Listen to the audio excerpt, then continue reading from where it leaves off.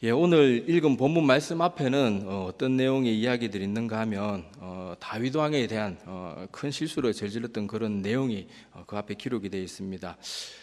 다윗이 원래 사울 왕에게 미움을 받아가지고 한참 동안 그렇게 도망자 신세로 살기도 하고 힘든 시간을 보냈지만 어쨌든지 하나님께서 그렇게 예언하신 대로 결국에는 이스라엘 왕이 되어서 이제 가는 곳마다 전쟁에서 승리를 하고 이제 주변국도 어느 정도 이렇게 안정이 되었어요. 그래서 이제는 더 이상 다윗이 전쟁터에 나가지 않아도 될 만큼 그렇게 나라가 어느 정도 기반에 잡혔습니다. 그래서 어느 날 이 다윗이 이제 자기가 직접 안 나가고 자기 밑에 부하 장수들을 보내도 충분하기 때문에 그렇게 자기 군사들을 보내고 자기는 왕궁에서 거닐고 있다가 우리가 잘 아는 대로 이 밧세바라는 여인이 목욕하는 장면을 보고 그만 큰 실수를 저지르게 됩니다. 그래서 하필 또 실수를 저질렀는데 이 밧세바가 임신을 하는 바람에 다윗이 증거를 없애기 위해서 우리아를, 전쟁 중에 있는 우리아를 불러들이게 됩니다. 그래서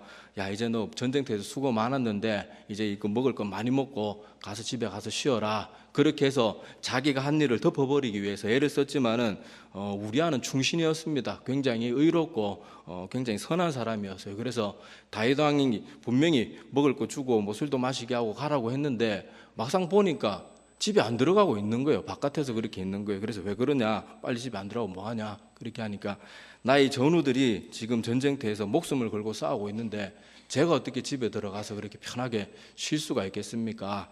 그래서 다음 날도 그렇게 했는데 여전히 우리아는 들어가질 않는 거예요. 그래서 다윗이 어떻게 했는가 하면 자기 말로는 도저히 덮을 방법이 없으니까 이제는 밀서를 써가지고 그것도 죽이려고 하는 우리아의 손에 그 편지를 들려가지고 요압 장군에게 이 편지를 전해라. 그런데 그 내용이 뭐예요?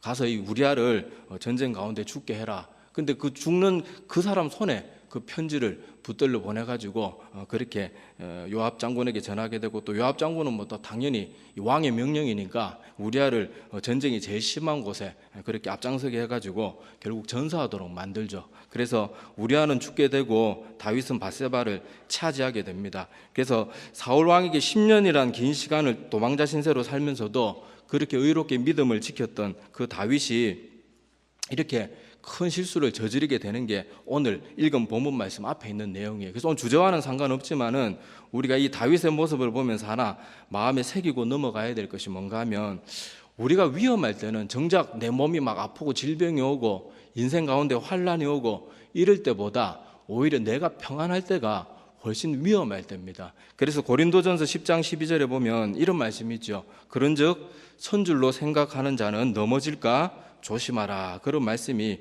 고린도전서 10장 12절 말씀에 있습니다. 그런데 다윗이 이렇게 큰 죄를 짓고도 꽤 오랜 시간 동안 회개를 하지 않았어요. 회개를 하지 않고 그래서 하나님께서는 이제 더 이상은 다윗 스스로 자기 죄를 뉘우치지를 않고 회개를 하지 않으니까 나단 선지자를 보내가지고 그 양의 이야기하면서 그렇게 자기의 죄를 깨닫게 하게 하죠. 그래서 다윗은 그 나단 선지자의 지적을 통해서 자기의 죄를 깨닫고 성경 기록에 보면 막 눈물로 침상을 띄울 만큼 그렇게 애절하게 간절하게 회개를 하게 됩니다. 그리고는 하나님께서 다윗의 그런 회개를 받아주시게 되죠. 그런데 여기서도 오늘 주제와 상관없지만 또 하나 또 뭘 봐야 되는가 하면은 우리가 아무리 큰 죄를 짓는다고 해도 하나님께서 우리의 죄를 용서해 주세요. 그런데 내가 지은 죄 때문에 그 죄의 결과물이 없어지지는 않습니다. 다윗도 이렇게 큰 죄를 짓고 간절하게 회개를 했더니 용서받았잖아요. 그런데 다윗의 집안이 어떻게 됐습니까? 하나님의 말대로 네가 지은 그 죄 때문에 자식들이 칼부림을 하고 또 자기 아들이 자기 목에 칼을 겨누는 그런 자기 집안에 피바람이 끊이지 않는 그런 안타까운 일들이 일어나게 됩니다. 생각해 보세요. 내 자녀가 내 목에 칼을 겨누고 내 형제들끼리 자기가 낳은 자식들 형제들끼리 서로 죽이고 그렇게 하면 우리 부모 마음이 어떻겠어요? 그래서 다윗은 죄는 용서받았지만은 그 죄의 결과로부터는 결코 자유롭지를 못했습니다. 그래서 우리가 오늘 주제와는 상관없지만은 이것도 다시 한번 기억하셔가지고 우리가 죄에 대한 회개를 통해서 참된 회개를 통해서 용서받을 수 있지만은 죄의 결과는 사라지지 않는다는 걸 우리가 명심해야 됩니다. 그래서 예를 들자면은 자 누군가 뭐 고의든 뭐 아니면 실수로든 간에 누구를 죽였다고 칩시다. 죽였는데 그 사람 앞에 가서 그 유가족들한테 가가지고 막 눈물로 정말 자기 잘못을 용서하고 자기 전 재산 다 팔아서 갖다 바치고 형무소에서 형도 살고 나오고 그렇게 해도 물론 유가족들이 그런 정성을 보고 당신의 그런 실수 저희들이 이제는 용서해드리겠습니다. 용서는 맞지만은 그렇다고 유가족들의 슬픔이 없어집니까? 죽었던 사람이 살아나나요? 그리고 자기가 살인자라는 말이 사라집니까? 아니에요. 우리는 죄를 좀 가볍게 생각하는 경향이 있습니다. 뭐 죄 짓고 용서받으면 되지, 뭐 가벼운 죄 정도 뭐 하나님 이해해 주시겠지, 뭐 회개하면 된다는데, 예수님이 보혈의 피로 우리 죄를 얼마든지 씻어 주신다는데 그렇게 생각하면서 죄를 짓는데 용감하고 죄의 결과에 대해서는 안일하게 생각하는 그런 모습들이 우리 가운데 있는데, 이런 것은 정말로 조심해야 됩니다. 자, 다시 본론 말씀으로 돌아가겠습니다. 자, 그런데 이렇게 다윗이 큰 죄악 가운데 그렇게 밧세바를 취하게 되고, 물론 회개는 했지만은 그렇게 한 아들을, 또 둘 간의 관계 속에서 한 아들을 얻게 돼요. 그런데 하나님께서 말씀하신 대로 다윗도 물론 막 금식하면서 그때도 회개는 했지만은 첫 번째 다윗과 밧세바 사이에서 난 아기는 태어나자마자 죽게 됩니다. 그러고는 두 번째 아들이 태어나요. 그 두 번째 아들이 누군가 하면 우리가 잘 아는 솔로몬입니다. 솔로몬. 근데 그 솔로몬을 하나님께서 보시면서 그 솔로몬을 너무너무 사랑하셨어요. 그래가지고 성경 기록에 보면 그런 내용이 잘 없는데 하나님께서 이 솔로몬에게는 선지자를 보내가지고 별명까지 지어줍니다. 그 별명이 오늘 말씀의 제목이에요. 성경에 뭐라고 기록되어 있습니까? 저기 솔로몬의 별명이 여디디야 이렇게 기록이 되어 있어요. 자, 여디디야의 뜻은 여호와의 사랑하심을 받는 사람, 그런 뜻이에요. 여디디야, 그런 뜻입니다. 그리고 재밌는 것은 다윗의 이름도 사랑받는 그런 뜻을 가지고 있어요. 왜 그런가 하면 히브리어로 도드가 사랑하는 자, 연인, 이런 뜻을 가지고 있거든요. 그래서 히브리 말은 우리나라처럼 뭐 이렇게 말이 이렇게 저게 있는 게 아니고, 여러분 초성체 알죠? 초성체. 만약에 제 이름이 김대성이면 기록할 때 히브리어는 김대성 이렇게 모음 자음을 다 쓰는 게 아니고 자음만 써요. 기역, 디귿, 시읒 이렇게 써놓는 거예요. 그러니까 도드, 디귿, 디귿이죠. 다윗도 여기서 파생된 거고, 여디디아는 두 개 디귿이 다 들어있죠, 그죠? 그런 식으로 도드, 사랑, 뭐 이런 연인 이런 뜻이 있기 때문에 여디디아는 여호와께로 사랑하심을 입은 사람, 그리고 다윗은 사랑받는 사람, 뭐 그런 뜻이 있어요. 그래서 하나님께서 이렇게 다윗과 또 그 아들 솔로몬, 물론 그 죄 가운데 태어났지만은 회개한 다음의 일이기 때문에 태어난 그 여디디아를 너무너무 사랑하신 거예요. 그래서 저는 이 솔로몬의 별명 여디디아를 볼 때마다 하나님의 온전한 사랑이 느껴지는 거예요. 여러분, 내가 만약에 하나님이라 그러면 솔로몬 사랑할 수 있을까요? 우리가 다윗과 밧세바가 어떻게 지금 만나게 돼가지고 이렇게 관계를 갖고 있는지 알잖아요. 아무리 그 다윗이 잘못했습니다, 그리고 용서해 줄게 그랬지만은 그래도 정신 못 차리고 또 밧세바하고 자기가 회개했다고 그러는데, 그렇게 해가지고 또 자식 놓는 거 보면 솔직히 제가 하나님이면 그런 생각이 들 거예요. 아니, 저놈이 그렇게 큰 죄를 저지르고 저렇게 자기 첫 번째 아들도 죽는 걸 보면 좀 저 여자를 멀리 하든지 좀 반성하는 기미가 보여야 될 텐데, 또 이런 모습을 보면 저 같으면 되게 화가 날 것 같아요. 그런데 하나님은 다윗이 그렇게 눈물로 침상을 띄울 만큼 간절한 회개를 하고 또 그 회개를 받아주시고 나서는 이제는 전혀 그런 일이 없었던 것처럼 다윗을 대하시는 거예요. 그리고는 다윗과 밧세바 사이에서, 다윗과 밧세바는 사실 올바른 관계가 아니잖아요, 그죠? 그런데도 그 사이에 태어난 아들을 너무너무 사랑해서 성경에 그런 예도 잘 없는데도 별명까지 지어주면서, 스스로 하나님이 직접 별명까지 지어주면서 하나님께서 그 솔로몬을 사랑하는 장면이 그렇게 나타나고 있습니다. 그래서 이 여디디아라는 이름을 볼 때마다 하나님의 용서하심이 얼마나 완전한 용서하심인지 다시 한번 마음에 깨닫게 되는 그런 시간들이 됩니다. 그래서 오늘 이 여디디아에 대해서 제가 말씀을 나누려고 한 겁니다. 자, 만약에 사람들이라 그러면은 이 용서가 잘 안 될 거예요. 만약에 내가 우리아 장군의 가족이라고 칩시다. 우리아 장군의 가족이라고 치면 여러분, 다윗을 용서할 수 있겠어요? 물론 왕이니까 뭐 어쩔 수 없이 용서는 해야 되겠지만은 마음속으로 용서가 되겠어요? 용서합니다 말은 하지만은 실제로 용서하지 못할 거예요. 그냥 뭐 남의 아내고 불륜 일으킨 정도도 아니고 그 증거를 은폐하기 위해서 그렇게 몰래 청부살인까지 하고 그러면 그걸 어떻게 용서해요? 근데 하나님은 다윗이 그렇게 큰 죄를 저질러도 그 죄를 다 용서해 주시는 거예요. 막 우리 인간처럼 용서해줘도 마음에 뒤끝이 남아있고 마음 저 속에는 용서하지 못하는 마음이 남아있는 게 아니고 하나님 용서하면 완전히 용서하시는 거예요. 완전히 완벽하게.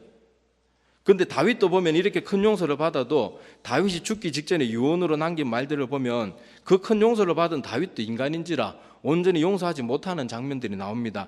열왕기상 2장 1절에서부터 9절 말씀해 보면 다윗이 죽기 직전에 유언으로 남긴 그런 솔로몬에게 남긴 말들이 기록되어 있는데 거기 말들을 보면 뭐 스루야의 아들 요압을 네가 용서치 마라 뭐 그런 식으로 말을 적어놓고 또 시므이가 그 다윗이 도망 다닐 때 그렇게 좀 저주를 퍼붓고 그랬잖아요, 그죠? 그런데 자기 입으로는 분명히 용서한다고 말해놓고는 죽기 전에는 솔로몬에게 그 시므이의 죄를 네가 용서해서는 안 된다 그런 식으로 말하고 죽는 거 보고 저 처음에 성경 읽을 때 좀 되게 실망했어요, 다윗한테. 다윗이 물론 뭐 어떤 사람들 학자들은 그렇게 말합니다. 솔로몬의 왕권을 확고하게 굳히기 위해서 이 다윗이 반대 세력, 조금이라도 반대를 일으킬 수 있는 세력들을 뭐 미연에 제거하기 위해서 다윗이 그랬다 그러는데 그렇더라도 죽기 직전에 사람이 굳이 이렇게까지 말할 필요가 뭐 요압 장군은 좀 그렇다 쳐요. 반항기가 있었으니까 그렇다 쳐도 뭐 시므이야 좀 사람이 그 나이도 많고 좀 약간 노망들려서 그럴 수도 있다 뭐 그렇게 생각할 수도 있는데 굳이 죽여라. 절대로 백발로 그렇게 내려가지 말고 그 피 가운데 그의 백발이 피 가운데 서울에 내려가게 하라 이렇게 무시무시한 말로 마지막 죽으면서 유언을 남기는 모습을 보면 참 무섭기도 합니다. 그리고 인간의 한계가 느껴지기도 해요. 다른도 아니고 다윗은 그 큰 죄를 용서받았는 사람임에도 불구하고 그런 모습을 보이거든요. 우리는 어떻게 했어요? 우리는 다윗보다 더하면 더했지 덜 하진 않을 거예요. 우리도 날 마음 아프게 한 사람들, 날 힘들게 한 사람들 말은 용서했다 그러죠. 근데 정말 용서했어요? 또 그 사람 생각하면 또 열받고 또 그 사람 용서했다 그래놓고 또 생각하면 또 열받고 막 그러는 사람들 있잖아요. 물론 뭐 가볍게 상처 준 사람 말고 막 나에게 심하게 상처 준 사람들은 용서는 해요. 하나님 앞에서 하나 그 사람 용서했습니다. 그런데 그게 잘 안 되잖아요. 그런데 하나님만큼은 우리와 다르다는 거예요. 이거를 절대로 잊어서는 안 됩니다. 이 사건을 통해서 여디디야 죄악 가운데 태어나고 올바른 그런 부부관계가 아닌 다윗과 바세바에서 태어난 그런 아들일지라도 하나님은 그 어떤 다윗의 아들들보다 이 솔로몬을 너무너무 사랑하신 것을 보면서 하나님의 놀라우신 사랑에 우리가 다시 한번 마음을 깊이 새겨야 됩니다. 그래서 이것을 직접 삶 가운데 체험했던 이 다윗은 시편 103편을 통해서 이렇게 말을 하고 있어요. 이거 한번 찾아볼게요. 우리 시편 103편 12절에서 14절입니다. 시편 103편 12절에서 14절입니다.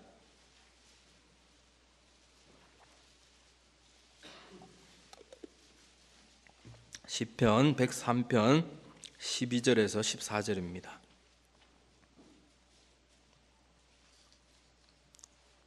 시편 103편 12절에서 14절 우리 한번 같이 한번 읽어보겠습니다. 동이 서에서 먼 것 같이 우리의 죄가를 우리에게서 멀리 옮기셨으며 아버지가 자식을 긍휼히 여긴 같이 여호와께서는 자기를 경외하는 자를 긍휼히 여기시나니 이는 그가 우리의 체질을 아시며 우리가 단지 먼지뿐임을 기억하심이로다. 그렇게 기록이 되어 있습니다. 다윗은 이 큰 용서를 체험했는 사람이기 때문에 이런 시편을 쓸 수 있었던 거예요. 그래서 동이 서에서 먼 것, 사실 말이 먼 것이지 동과 서는 사실 멀다는 개념이 아니고 만날 수 없는 개념이죠. 그만큼 하나님은 우리의 죄를 용서할 때 완전히 용서하시는 분이에요. 한번 생각해 보세요. 지금 다윗은 저 천국에서 하나님과 함께 있을 텐데 야 다윗아 네 도저히 생각해 보니까 너 도저히 안 되겠다. 어떻게 우리와 같이 착한 그 종을 그렇게 네가 잔인하게 죽일 수가 있냐. 너 다시 지옥 가라. 이런 하나님이면 우리가 불안해서 어떻게 천국에서 영원히 살겠어요? 천국 갔다가 지옥 갔다가 천국 갔다가 계속 그래야 될 거 아니에요. 근데 하나님은 우리의 죄를 용서하시되 인간처럼 그렇게 용서하는 게 아니고 완벽하게 용서하신대요. 그리고 이건 찾지는 않겠습니다. 이사야 1장 18절에도 보면 이렇게 말씀하세요. 여호와께서 말씀하시되 오라 우리가 서로 변론하자. 너희의 죄가 주홍 같을지라도 눈과 같이 희어질 것이요 진홍같이 붉을지라도 양털같이 희게 되리라. 이렇게 기록이 되어 있습니다. 그래서 우리의 죄가 아무리 커도 동이 서에서 먼 것 같이, 그리고 막 우리의 죄가 그 하얀 양털에 막 피같이 진홍빛으로 물들어 있어도 하나님이 한번 용서하시면 표백제로 빨아버린 것처럼 깨끗하게 우리의 죄를 용서해 주신대요. 그래서 하나님께서는 우리를 용서할 때 깨끗하고 완전하게 용서하시고 아무리 큰 죄도 다 용서하신다는 이 한 가지 사실을 절대로 잊어서는 안 돼요. 제가 왜 이런 말씀을 드리는가 하면 어떤 사람들은 인생에 살아오는 동안 자기가 저지른 큰 죄가 있는 분들이 분명히 있을 거예요. 근데 그 죄 때문에 인생의 지나친 시간들을 그 죄책감 가운데 사로잡혀가지고 하나님의 용서를 자기 마음에 용납하지 못하고 그렇게 인생의 긴 시간들을 허비하는 경우가 참 많습니다. 그래서 제가 이 말씀을 드리는 건데, 자, 우리 죄가 아무리 커도 용서받을 수 있고 또 하나님이 용서하시면 완전하게 용서하시는 그런 하나님이라는 거 꼭 기억하셔야 돼요. 그리고 이 죄를 용서하시기 위해서 예수님은 십자가에서 대신 죽어주셨잖아요. 그런 하나님의 사랑과 용서를 우리가 잊어서는 안 됩니다. 제가 전에 우리 2부 새벽 때는 제가 한번 말씀드린 적이 있는데 제가 그 다른 교회에 있을 때 어떤 한 남자 성도님을 본 적이 있어요. 이분은 아내가 무당이에요, 무당. 근데 그 무당 하시던 분이 자기 무당 일을 다 그만두고 교회에 나오게 되었어요. 그리고 그 남편분도 그 무당 관계 교회에 같이 나오긴 나와야 된다고 막 우리가 이렇게 자주 말씀을 드려도 좀처럼 교회에 안 나와요. 나이가 제법 드신 분인데 머리 노랗게 물들이고 귀걸이하고 맨날 술 먹고 하여튼 백수 건달이에요. 그냥 막 가족들 힘들게 하고 그러는 사람이었는데 그래도 교회에 나왔으니까 어떻게든 우리가 관심을 가져야 되잖아요. 그런데 이 아내분은 어떻게든 그래도 무당하던 일도 그만두고 이렇게 조금이라도 믿어보려고 이렇게 폼이라도 잡는데 이분은 점체 교회조차도 나오지를 않으려고 해요. 그리고 몸에 병이 있고 막 몸이 아픈데도 계속 술 먹고 또 음식도 맨날 튀김, 분식 뭐 이런 거 몸에 안 좋은 것만 드세요. 심지어 죽기 직전까지도 그랬어요. 근데 이분이 우리가 교회 나오라 그래도 우리가 가면 늘 자리 피하고 없고 뭐 계속 안 나오고 그러다가 이제 병이 점점 심해지니까 이제 병원에 계속 입원해 있게 되었어요. 이제 더 이상 이제 피할 수는 없죠. 그래서 저희들이 아무리 가도 좀처럼 마음으로 안 여는 거예요. 아유, 나 같은 사람 하나님 믿으면 안 된다 이런 말만 하고 계속해서 거부하는 거예요. 계속 그렇게 오랜 시간이 흐르다가 이제 이 사람이 죽을 날이 얼마 남지 않았어요. 간경화인데 간경화 와도 병원에서도 계속 술 먹고 또 계속 그렇게 튀김류 얼마 안 좋아요. 간 안 좋은 사람한테. 근데 꼭 그런 걸 좋아하더라고요. 그런 거 먹으면서 의사가 절대 그거 먹지 마라 그러는데도 계속 그렇게 살아요. 그런데 그분이 계속 우리가 찾아가니까 나중에는 그런 얘기를 하더라고요. 자기는 옛날에 우리 저 광주 민주화 항쟁 때 자기가 거기서 군인으로 파견이 되었는데 몹쓸 짓을 했대요. 그 몹쓸 짓이 뭔지는 모르겠는데 자기 한평생 그게 마음속에 사무쳐 있는 거예요. 그리고는 내가 이렇게 큰 죄를 지었는데 저 같은 인간은 이렇게 그냥 개판으로 살다가 죽는 게 마땅합니다. 그냥 버려두세요. 이런 식이 우리가 가면은. 그런데 이제 점점 죽을 날이 이제 며칠 안 남은 그런 상태가 되었는데 그때 목사님하고 가니까 목사님께 그렇게 물었다고 해요. 나같이 이렇게 큰 죄를 지은 사람도 죄 용서를 받을 수 있습니까? 계속 묻더래요. 처음에는 그게 잘 안 믿어지겠죠. 아무리 큰 죄도 용서받습니다. 용서받습니다. 아무리 얘기를 해도 안 믿다가 이제 진짜 죽음을 앞둔 며칠 전에는 결국에는 이제는 그 죄 용서함을 자기 마음에 믿고 주님 영접하고 그렇게 돌아가셨어요. 그런데 만약에 그분이 처음 자기가 이렇게 예수님 만나고 이 복음의 말씀을 전해 들었을 때 그것을 마음에 받아들였다면 자기 인생이 그렇게 끝났겠습니까? 아니잖아요. 정말 그걸 받아들였다 그러면 정말 자기 인생 한번 다시 돌아보면서 내가 정말 큰 실수를 했지만은 그 실수를 만회하기 위해서라도 한번 바르게 살아봐야 되겠다. 내가 가족들 한평생 힘들게 했는데 이제는 좀 내가 가족들도 먹여 살리고 좀 행복하게 가족들을 해줘야 되겠다. 바른 삶을 안 살았겠어요. 그런데 이런 극단적인 예가 아니더라도 내 마음속에 있는 죄 용서, 하나님은 용서하셨는데 내가 내 스스로를 용서하지 못하는 경우가 있어요. 특히 마음이 좀 착하신 분들, 또 양심이 이렇게 좀 뚜렷한 분들은 특히 더 그래요. 하나님은 분명히 용서하셨다고 계속해서 말씀을 통해서 가르쳐 주시는데, 하나님은 용서하셨는데 자기가 자기 스스로 용납을 못하는 거예요. 그게 이렇게 신앙생활 하다가 보면 그게 잘못된 모습으로, 삐뚤어진 모습으로 나오기도 하고, 한 번씩 툭툭 내뱉는 가시 돋친 말들로 다른 사람들에게 상처를 주기도 하고, 또 자기 자신도 자기가 너무 싫은 거예요. 가식적으로 보이는 거예요.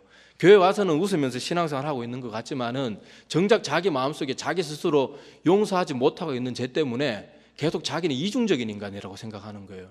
그러니까 신앙에 진보가 없고, 신앙이 깊어지면 깊어질수록 계속해서 자기 가운데 자괴감이 생기게 마련입니다. 그런데 여러분이 꼭 기억해야 될 것이 뭔가 하면, 하나님은, 여러분 지겨워하지 마세요. 하나님은 아무리 큰 죄도 용서하실 능력이 있는 분이에요.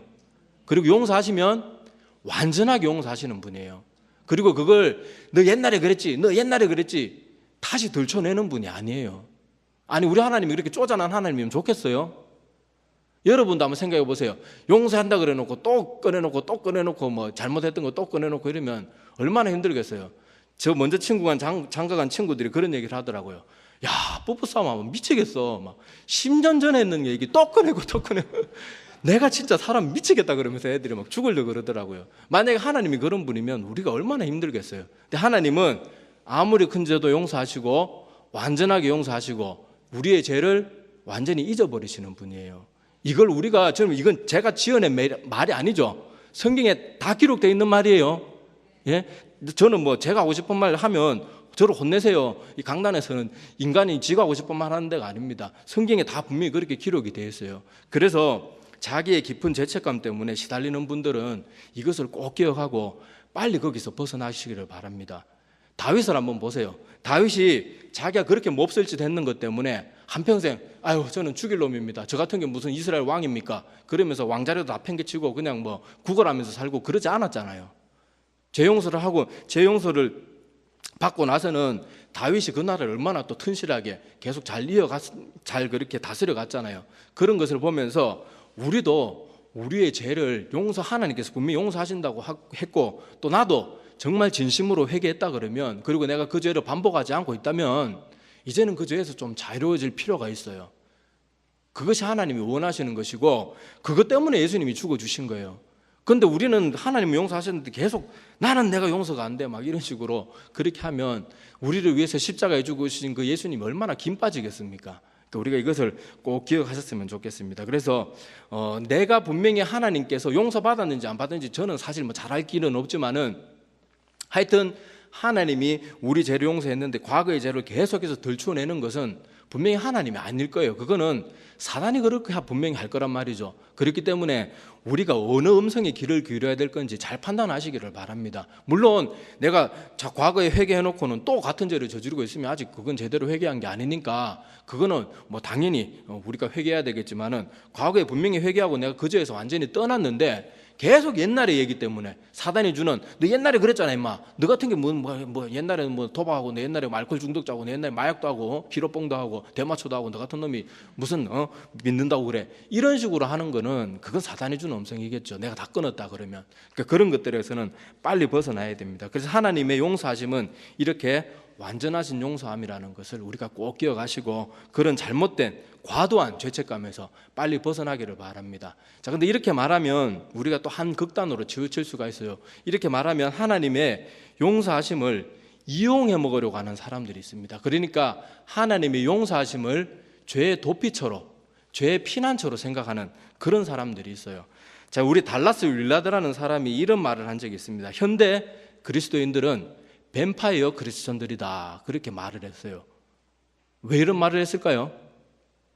그러면서 어떻게 설명을 했는가 하면, 현대 크리스천들은 한 예수 그리스도의 피, 예수님께서 피를 흘려주신 이유가 우리 죄 때문에 피를 흘려주셨잖아요, 그죠? 그래서 지가 양심에 조금 찔리고 뭔가 찝찝할 때만 교회 나서 예배 드리면서 아이고 나 이런 죄 저질렀는데 뭐 피로, 예수님 보혈의 피로, 피값으로 우리 죄 다 용서해 줬다 그러니까 그 피로 용서해 주세요. 그리고 세상 가서 또 죄 짓고, 또 주일날 와서 예수님 피 쪽 빨아먹고는 또 세상에 나가서 또 계속 나쁜 짓 하고, 또 주일날 와서는 또 계속 그게 반복되는 거예요. 그래서 뱀파이어 크리스찬이라고 그렇게 표현하고 있는 거예요. 그래서 우리가 주님께서 우리의 죄를 용서하시는 그 용서는 완전한 회개를 했을 때 용서하는 것이지, 그냥 아까 말한 것처럼 공식처럼 하나님의 명령과 하나님의 말씀을 적용하는 것은 그건 참된 회개가 아니죠.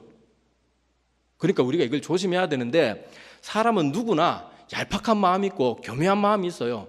좋은 쪽으로는 머리가 잘 안 돌아가는데 나쁜 쪽으로는 머리가 잘 돌아가요. 그런 식으로 하나님 앞에 논리를 세우면서, 예수님 우리가 아무리 부족해도 용서해 주신다면서요, 하나님은 하루에 뭐 70번씩 7번이라도 와서 죄 용서해달라 그러면 용서해 주는 분이라면서요, 계속 그런 식으로 자기의 죄를 합리화하는데 하나님의 보혈의 피를 사용하는 거예요. 이건 이용해 먹는 거죠. 그거는 보혈의 피를 믿는 사람이 아니고 이용해 먹는 거예요. 그래서 복음의 소식을 듣고 내 마음에 모셔드려야 되는데, 그 말씀을 모셔드리는 게 아니고 마치 신제품이 나온 세제 사용법을 보고 이 세제는 어떨 때 사용하면 표백제 같이 깨끗해지고 살균 효과가 있고, 이런 식으로 복음을 그런 식으로 이용해 먹는 거예요. 그런 것은 참된 회개가 아니고, 그런 것은 하나님께 용서받은 그런 죄악의 모습이 아니기 때문에 그런 착각을 하지 말아야 됩니다. 근데 우리는 자꾸 그런 식으로 하나님의 그 보혈의 피를, 그 값진 보혈의 피를 계속 그렇게 이용해 먹죠. 말씀 전하는 저도 사실 떳떳하지 못합니다. 저도 그런 모습이 있고, 이 말씀 준비하면서 나 같은 게 이런 말씀 전할 가치가 있나 이런 생각도 들곤 하는데, 그래도 우리가 말씀은 바르게 알아야죠. 그래서 우리가 절대로 하나님의 그 크신 사랑을 그렇게 이용해 먹어서는 안 됩니다. 뱀파이어 크리스천들이 하는 것처럼 수박 겉핥기식으로 복음에 필요한 것만 삭삭 핥아먹고, 정말 쓴맛이든 단맛이든 다 받아들이고 먹어야 되는데, 달콤한 것만 그냥 살짝살짝 그렇게 핥아먹는 그런 모습은 정말 올바른 크리스찬이 아니고 하나님을 이용해 먹는 그런 사람입니다. 그리고 우리가 아까 말했다시피 하나님 앞에 회개하는 것도 중요하지만, 회개를 했으면 인간으로 해야 될 도리도 해야 돼요. 내가 누군가의 잘못해놓고는 상처를 주고 심지어 폭력을 행사해놓고는 나 하나님께 용서받았어, 그러고는 그 사람 앞에 가서 뻔뻔하게 했으면 그게 무슨 회개하는 모습이겠습니까? 그래서 마태복음 5장 23절과 24절에 이렇게 기록이 되어 있습니다. 그러므로 예물을 제단에 드리려다가 거기서 내 형제에게 원망 들을 만한 일이 있는 것이 생각나거든 예물을 제단 앞에 두고 먼저 가서 형제와 화목하고 그 후에 와서 예물을 드리라, 그렇게 기록이 되어 있어요. 그러니까 너희가 예배를 제대로 드리려고 그러거든, 예배 드리러 와서 내가 누군가에게 잘못한 게 생각이 나면 어떻게 하라고요? 예배 지금 중단하고 나가래요. 예배 자리에 앉아있지 말고 나가래요. 나가서 그 사람에게 용서받고 와서 그 다음에 예배 드리래요. 그러니까 용서받지 못한 채로 계속 예배 자리에 와서 앉아있고 집으로는 아무리 용서해줘요 그래 봐야 하나님 용서해 주시겠다는 거예요? 안 해주시겠다는 거예요? 안 해주시겠다는 거예요. 그런데 우리는 맨날 하나님께만 용서받고는 그냥 다 된 것처럼 그렇게 생각하잖아요. 그래서 우리가 남한테 사과할 짓을 안 해야 됩니다. 여러분, 큰 실수하고 남한테 사과하는 게 얼마나 힘들어요. 그죠? 자존심 이런 건 둘째 치고 그냥 되게 민망하잖아요. 이것저것 다 떠나서. 그죠? 물론 우리 그리스도인들이라서 내 죄를 얼마든지 인정할 수는 있는데 그 앞에 가서 말한다는 게 저는 모르겠어요. 저는 하여튼 되게 민망해요. 그게 너무 민망하고 싫고 그게 나빠서 싫은 게 아니고 그냥 그 상황 자체가 너무 싫은 거예요. 저도 전에 어떤 사역자와 같이 일하다가 하도 열받게 해가지고 한번 소리를 버럭 지르고 나중에 가서 미안하다 그런 적이 있는데, 내 죄는 얼마든지 인정하는데 그 상황이 너무 민망하잖아요. 그래서 아예 그런 일을 저지르지 않아야 되는데, 중요한 것은 우리가 회개할 때 하나님 앞에만 시큰 고백하고 하나님 앞에만 용서받으면 그만이지 이렇게 하면서 사람과의 관계 속에 그런 용서받는 것을 소홀히 해서는 안 됩니다. 그래서 세례 요한도 이런 말을 한 적이 있어요. 누가복음 3장 7절에서 9절에 이렇게 기록이 되어 있습니다. 요한이 세례받으러 나오는 무리에게 이르되 독사의 자식들아, 누가 너희에게 일러 장차 올 진노를 피하라 하더냐. 그러므로 회개에 합당한 열매를 맺고 속으로 아브라함이 우리 조상이라 말하지 말라. 내가 너희에게 이르노니 하나님이 능히 이 돌들로도 아브라함의 자손이 되게 하시리라. 이미 도끼가 나무 뿌리에 놓였으니 좋은 열매 맺지 아니하는 나무마다 찍혀 불에 던져지리라. 그렇게 세례 요한이 말을 한 적이 있어요. 그러니까 여기서도 분명히 세례 요한은 너희들이 말로만 하는 회개, 지금 너희들이 내 앞에 나와서 세례 받겠다고, 제사함에 세례 받겠다고 너희들이 지금 꺼들먹거리는데 그거 잘못된 거다. 니들이 정말 죄사함의 회개를 제대로 받고 싶으면 너희가 제대로 된 제대로 된 회개를 하라 이 말이에요. 그래서 뭐 군인들에게는 뭐 이렇게 함부로 남의 것 취하지 말고, 세리들에게는 뭐 이렇게 함부로 속이 취한 거는 갚아주고, 그런 것도 쭉 가르쳐 주잖아요. 그런 것처럼 너희들이 말로만 하는 회개, 하나님 앞에서 사람과의 관계에서는 뭐 아무것도 안 해놓고는 하나님 앞에서만 와가지고 말로만 먼저 세례받아야 됩니다. 그런 식으로는 올바른 너희들이 백날 세례받아도 소용없다.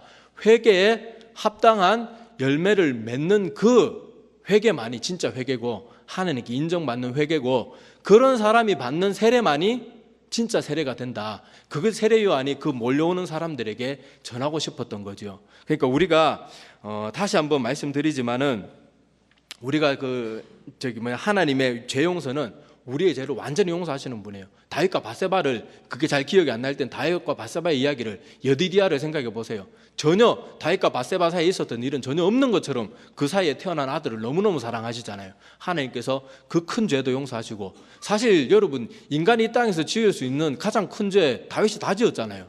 사람 죽이는 거, 다른 아내 취하는 거, 그거 덮어버리기 위해서 그렇게 그죠? 살인하는 거, 다 큰 죄를, 너무 큰 죄를 저질렀는데, 그럼에도 불구하고 하나님께서는 다 용서해 주신 것이죠. 그래서 우리가 이런 용서를 받아 누리기 위해서는 내가 회개도 해야 되겠지만 참된 회개를 해야 돼요. 참된 회개. 그리고 회개했으면 더 이상 내가 하나님께도 회개했고, 인간으로서도 해야 될 도리를 다하고 회개에 합당한 열매도 맺었다 그러면, 이제는 그 죄에서 빨리 자유하셔야 돼요. 아까 말씀드린 것처럼 그 무당의 아내였던 그 남자분처럼 자기 죄책감에 빠져가지고 나 같은 인간은 그냥 썩어 죽어야 돼, 막 이런 식으로 인생을 허비해서는 안 됩니다. 그래서 빨리 거기에서 벗어나기를 바랍니다. 그래서 이렇게 우리에게 완전한 용서, 그리고 아무리 큰 죄도 용서해 주는 무한한 그 용서, 그런 용서를 베풀어 주시고, 또 그 용서를 베풀기 위해서 자기 스스로 목숨까지 버리신 그 하나님을 우리가 날마다 더 사랑하고 더 영광 올려드리고 날마다 더 찬송하는 우리들이 다 되기를 간절히 소망합니다. 기도드리겠습니다.